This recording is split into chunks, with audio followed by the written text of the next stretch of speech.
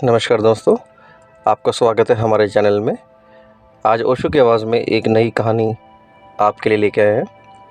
इस कहानी को सुन के 1% भी आपके जीवन में शांति या बदलाव आता है तो प्लीज़ इस चैनल को share and subscribe and like ज़रूर कीजिएगा। मैंने सुना है एक आदमी मरने जा रहा था। जिस नदी के किनारे वो मरने गया, एक सूफी फकीर बैठा हुआ था। उसने कहा, क्या कर रहे हो? वो कूदने को ही था। उसने कहा, रोको मत, बहुत हो गया, जिंदगी में कुछ भी नहीं, सब बेकार है। जो चाहा नहीं मिला, जो नहीं चाहा वही मिला। परमात्मा मेरे खिलाफ है तो मैं भी क्यों स्वीकार करूं ये जीवन। उस फकीर ने कहा, ऐसा करो, एक दिन के लिए रुक जाओ, फिर मर जाना। इतनी जल्दी क्या? तुम कहते हो तुम्हारे पास कुछ भी नहीं। उसने कहा, कुछ भी नहीं। कुछ होता तो मरने क्यों आता?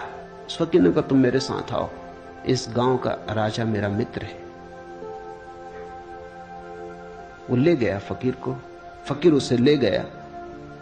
उसने सम्राट के कान में कुछ कहा। सम्राट ने कहा, 1 लाख रुपए दूंगा। उस आदमी ने इतनी सुना, फकीर ने क्या कहा कान में वो नहीं सुना। सम्राट ने कहा, 1 लाख रुपए दूंगा।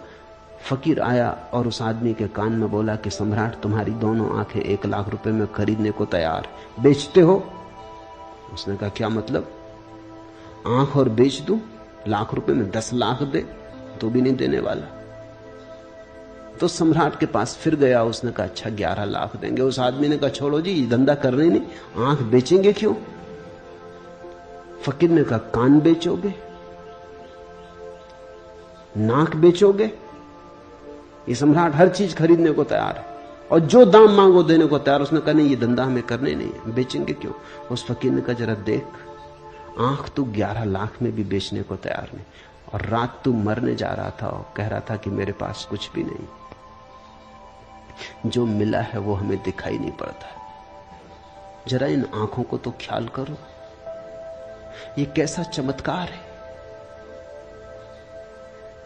आंख चमड़ी से बनी है, चमड़ी का ही अंग है,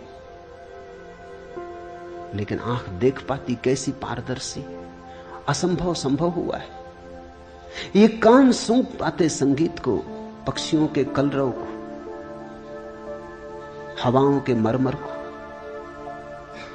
सागर के शोर को। ये कान सिर्फ चमड़ी और हड्डी से बने। ये चमत्कार तो देखो। तुम हो, ये इतना बड़ा चमत्कार है कि इससे बड़ा और कोई चमत्कार क्या तुम सोच सकते हो?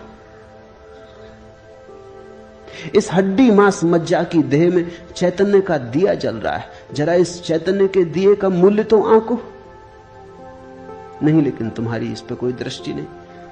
तुम कहते हो, हमें 100 रुपए की नौकरी मिलनी चाहिए थी, 90 रुपए की मिली, मरेंगे, आत्महत्या कर लेंगे। कि होना चाहिए था मिनिस्टर, केवल डिप्टी मिनिस्टर हो पाए, नहीं जिएंगे। कि मकान बड़ा चाहिए था, छोटा मिला, कोई सार रहने का नहीं। कि दिवाला निकल गया, कि बैंक में खाता खाली हो गया, अब जीने में सार क्या है। कि एक स्त्री चाहिए थी वो न मिली, कि एक पुरुष चाहा था वो न मिला, बस अब मरेंगे। जितना तुम चाहोगे उतना ही तुम्हारे जीवन में दुख होगा। जितना तुम देखोगे कि बिना चाहे कितना मिला है, अपूर्व तुम्हारे ऊपर बरसा है, अकारण तुमने कमाया क्या है? क्या थी कमाई तुम्हारी जिसके कारण तुम्हें जीवन मिले? क्या है तुम्हारा अर्जन जिसके कारण क्षण भर तुम सूरज की किरणों में नाचो, चांद तारों से बात करो? क्या है कारण? क्या है तुम्हारा बल? क्या है प्रमाण तुम्हारे बल का कि हवाएं तुम्हें छुए और तुम गुनगुनाओ, आनंद मग्न हो, कि ध्यान संभव हो सके? इसके लिए तुमने क्या किया है? यहां सब तुम्हें मिला है प्रसाद रूप,